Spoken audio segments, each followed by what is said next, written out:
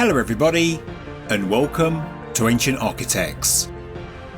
Please subscribe to the channel for regular content on ancient architecture, as well as all the latest news from the world of archaeology. Well, this is a bit different, me appearing at the start of a video to introduce the subject, but I thought, why not? A few years ago, a guy called Charles Taylor left a comment on a video telling me about the oldest shamanistic or ritualistic site in the world. It's in Botswana, Africa. It's known as the Mountain of the Gods, and apparently 70,000 years ago, people worshipped the python here. It's apparently the oldest snake cult ever discovered, and there's even a snake carved from the mountain bedrock. When I read the comment, I was absolutely fascinated, and so I decided to take a closer look. Enjoy. To be completely honest, I was sceptical. I often am. But a quick Google search brought forth an article from 2006 that was published by Scientific American titled "Offerings to a Stone Snake Provide the Earliest Evidence of Religion." The article starts by saying, the discovery of carvings on a snake-shaped rock, along with 70,000-year-old spearheads nearby, has dramatically pushed back the earliest evidence for ritual behaviour, or what could be called religion. If the Ancient Architects channel had existed in 2006, I would have certainly covered this story on the channel, because this is huge, and I'm surprised it's not more widely known about. The article and all the others from this time apparently quote archaeologist Sheila Coulson of the University of Oslo, who apparently said that inside a cave that's known as Python Cave in Cedillo Hills, there is a 6-metre long quartzite rock that bears a striking resemblance to a snake, with a mouth-like gash at one end. The rock is covered with hundreds of small man-made notches, some widely spaced and some closer together. The article says that entrance to the cave made the markings to enhance the snake illusion by creating the impression of scales. When flickering light hits the rock, it almost looks like the snake is flexing.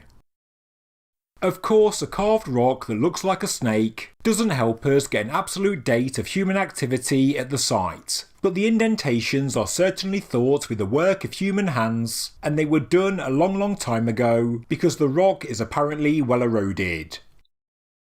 Experts knew the carvings on the rock were ancient, but how ancient is almost impossible to tell. Or is it? Well, half a metre beneath the soft cave floor, in a 1 metre wide and 2 metre deep trench next to the snake, researchers found a total of 13,000 man-made artefacts, apparently all of which were spearheads, and connected to ritual use.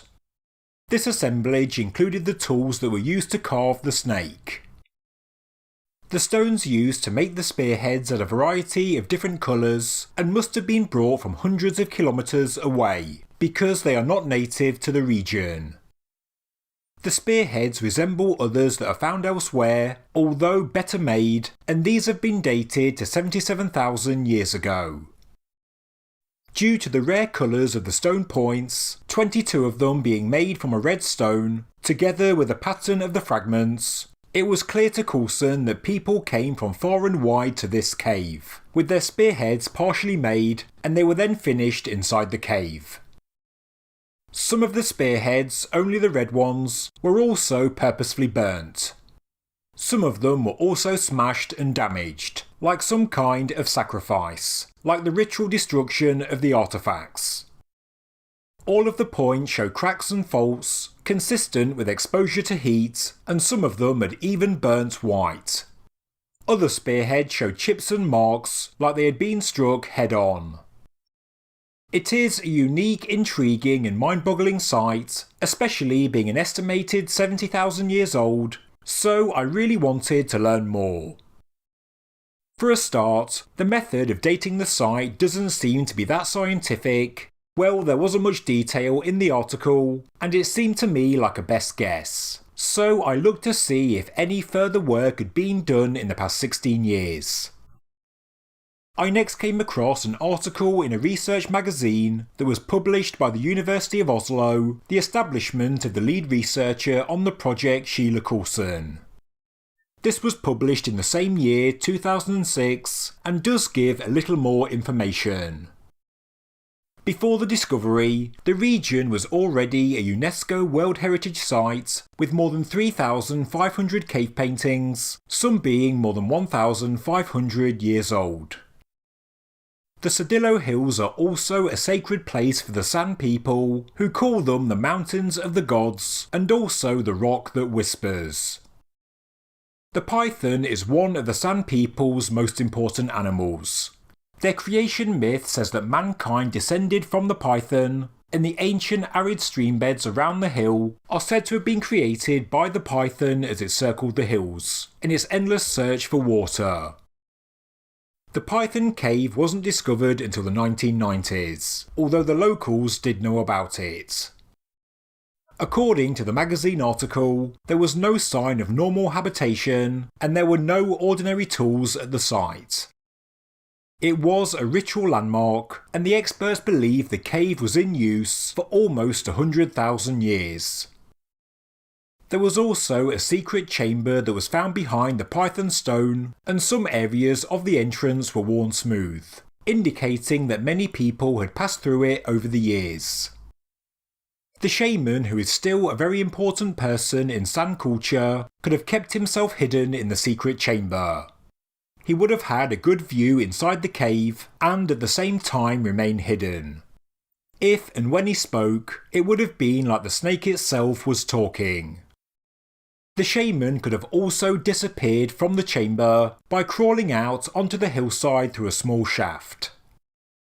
According to Coulson, there are only two small paintings inside the cave, one of a giraffe and the other an elephant, and they were drawn at exactly the place where water runs down the wall.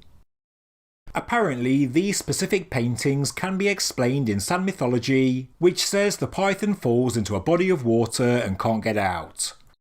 The snake is pulled from the water by a giraffe. The elephant with its long trunk is also often used as a metaphor for the python, and that's simply because of the long trunk. The python, the elephant and the giraffe are the three most important animals to the San people, and are all found depicted within the cave, making it a very special sacred place. But what about the dating of the site? How can the experts be so sure of the age of human activity? Was any radiocarbon dating actually done? It does seem strange it wasn't mentioned. According to Coulson, the stone tools are a signature of the past and can be used to differentiate between different time periods. And, from experience, the spear points that were found inside the cave look to date to around 70,000 years ago. It still seemed too good to be true. Why isn't this site more widely known about today? A credible archaeologist made the discoveries, a well-known university published the findings, and credible news outlets ran the story. Well, the following year in 2007, a response paper was written by Lawrence Robbins et al. The authors were highly sceptical of the new claims that were made by Coulson, and that's because they had already documented the site. They had recorded the stratigraphy, paintings, wall depressions, dating and artefacts a decade earlier. They wrote 2 publications and also presented their findings in New York in 1998. Yes, there are finds inside the cave that date to the Middle Stone Age, which is a period that began around 280,000 years ago and ended around 50 to 25,000 years ago. But it also contains later Stone Age and Iron Age deposits, and dating the activity inside the cave to 70,000 years ago was a major problem for the archaeologists. They simply didn't see any evidence to make such exact claims. The locality also isn't known as the Python Cave, but it's actually called the Rhino Cave, because one of the paintings inside is a rhino. It's not an elephant as Coulson says. There are also geometric paintings inside the cave, and these went unmentioned by Coulson. Furthermore, cave art experts believe the oldest painting inside the cave, the giraffe and the geometric shapes, are no older than 600 AD. The rhino also partly covers the giraffe, and is therefore even more recent. The giraffe and the rhino are painted with different colours and different styles, and the experts believe they are actually painted by two different cultures. The bedrock that looks to be carved into a snake is also highly subjective. Maybe it is a snake, but maybe it's not. But the evidence that says the carving and decoration on the rock dates to one time period, to 70,000 years ago, simply does not exist according to the paper. As explained by the archaeologists, many of the indentations on the so-called snake are still fresh. But yes, some are older, and they are covered by a heavy patina. Some of them could well be 70,000 years old, but apparently there really isn't any evidence for such a date. The radiocarbon dates obtained from the cave are only around 15,000 years old, dates that were taken from organic material that was found well within the cave deposits. This does not mean that people were not here 70,000 years ago, it just means there is no supporting evidence from radiocarbon dating. We should also note that many ancient rock shelters in this region contain objects that are made from non-local stone. Different coloured stones from miles around isn't unique to the Python or Rhino Cave or whatever it's called. This is because of what experts believe was a very normal exchange of raw materials between different groups, rather than these sites being ritualistic and places of pilgrimage for people from miles around. It's also not strange to find some artefacts being burnt. People did make fires in caves on a regular basis, and to say there was no sign of normal habitation and no ordinary tools at the site is untrue. The excavations in 1995 and 1996 brought forth many well-made scrapers and not just spearheads. These scrapers were found just 2 meters away from the so-called snake rock. There were also hammerstones and grindstones, many flakes and numerous cores, consistent with normal activity inside a cave, just like with other cave sites in southern Africa. Regarding the secret chamber, the paper says there is no convincing evidence the space behind the rock was used 70,000 years ago, and there is no evidence that San shamans use secret chambers in caves. This just seems to be guesswork. Linking a rock that looks a bit like a snake and its decoration to the Middle Stone Age tools that were found next to it, to cave paintings that were made by two different cultures in the past 1,400 years, to the beliefs of modern San people, does seem to be a sensational stretch, and that's what's needed to call this cave a 70,000-year-old ritual site. Yes, there were Middle Stone Age finds inside, but to say it was a ritual site during this time does lack real evidence, and so it does require a few giant leaps. Sheila Coulson responded soon after, and she reveals that the original news stories were not on the back of a paper written by her, and were actually clear examples of misleading journalism. Coulson had spoken at 2 conferences, where she did professionally mention the archaeology, that the rock could be interpreted as a snake, and she also mentions aspects of San mythology as well as the cave paintings, and that was to give context to the site. For example, she does believe the rhino painting could be interpreted as an elephant, which would make it more important to San mythology.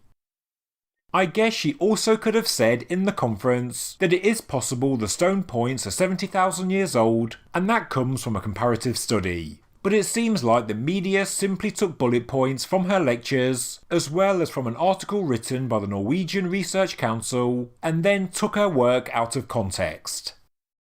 Sheila Coulson is a respected archaeologist, and was not involved with the writing of the articles in 2006. In 2011, Coulson wrote a full detailed paper on the site, and this and all the papers and articles mentioned are linked below. The new paper is more thorough, is far less sensational and more conservative, and takes into account the previous work, including more analysis of the stone tools that were found in the late 20th century and early 21st. The 70,000-year-old claim wasn't mentioned again. There are dozens of Middle Stone Age points inside the cave, but these at present can't be dated specifically. Yes, they could be 70,000 years old, they could be even older, but they could also be far younger. The cave could have been a ritualistic site in the Middle Stone Age, and many experts do agree with Coulson's theory. The hills in which we find the cave are a key focal point in the region, the only outcrops for more than 100 kilometres in any direction. They contain freshwater springs and rock shelters, and are also a source of raw materials like quartz. Spearheads of many colours, dating to the Middle Stone Age, are found in abundance, partly manufactured in the cave, and they do look to have been purposefully burnt and damaged. It does look like some kind of sacrifice, and this damage did make them unusable. This must have been for some reason, and if it wasn't a ritual, then how else do we explain the damage? And whether or not this is a snake is merely personal opinion. To me, I can see a snake, and this could be a natural feature of the rock, but maybe that is the reason that attracted people to it, and that's why they added decoration. Maybe a natural rock formation that looked like a snake inside a cave did make people believe this was a sacred place. There is archaeological evidence that this rock was being worked in the Middle Stone Age, and that's from the discovery of quartzite fragments, aka bits of the snake rock, that were found amongst the Middle Stone Age points, and this also continued in the Late Stone Age and beyond. So we're not left with anything conclusive. The cave was occupied in the Middle Stone Age, and they did work on a rock outcrop that you can interpret as a snake. But was it an ancient ritual site? Maybe, but when was it first occupied? We don't know with any certainty, but sometime before 25,000 years ago. And we do know for the many centuries that followed, this cave continued to be a focal point. Thank you very much for watching this episode of Ancient Architects. If you enjoyed the video, please subscribe to the channel, please like the video, and please leave a comment below. Thank you very much.